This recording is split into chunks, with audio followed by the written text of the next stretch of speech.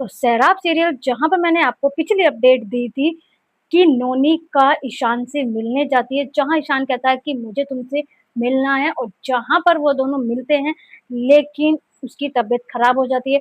तो जहाँ पर एंट्री होती है टिन्नी और टिन्नी के दोस्त की और जहाँ पर वो देख लेती है अपनी मॉम का बैग और वहीं से ड्रामा हो जाता है स्टार्ट। तो जहाँ टिन्नी के दिमाग में ये था, वो माफ़ी माँगने आई थी ईशान से और जहाँ उसने अपनी मम्मी को देखा कि ईशान के पास ही है, मेरे से पहले आ चुकी हैं, कहाँ तो वो पहले कह रही थी कि मैं तुम्हारे ही हिसाब से चलूँगी ईशान, जहाँ तुम बोलोगे मैं वहाँ इलाज कराऊँगी। तो वो कुछ-कुछ जेलस हो चुकी है टिन्नी ईशान से।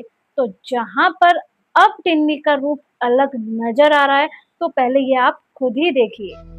अगर ये सिर्फ दोस्ती है तो मुझे कोई प्रॉब्लम नहीं। और अगर दोस्ती से बढ़कर हो तो?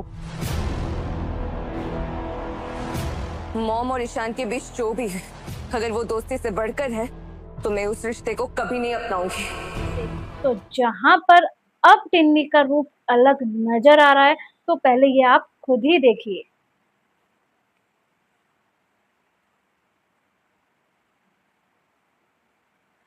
तो कैसे टिन्नी ने अपने दोस्त से कह दिया है कि मेरी मॉम से ईशान 11 साल बड़ा है और जहाँ उसका दोस्त कहता है भाई ऐसा कुछ भी नहीं है, मॉम की तुम्हारी दोस्ती है ईशान से, अगर कुछ उससे भी बढ़कर होता है, यानी कि वो साफ-साफ नहीं बोलता है, तो साफ-साफ कहने का मतलब ये था अगर तुम्हारी मॉम लव कर लेती है ईशान से, वो प्यार में पड़ जाती हैं, तो कुछ बुरी बात नहीं है क्योंकि वो अब हर एक बंधन से छूटी हुई हैं और वो किसी के सामने अब अपना पहले वाला रिश्ता नहीं निभा सकती हैं।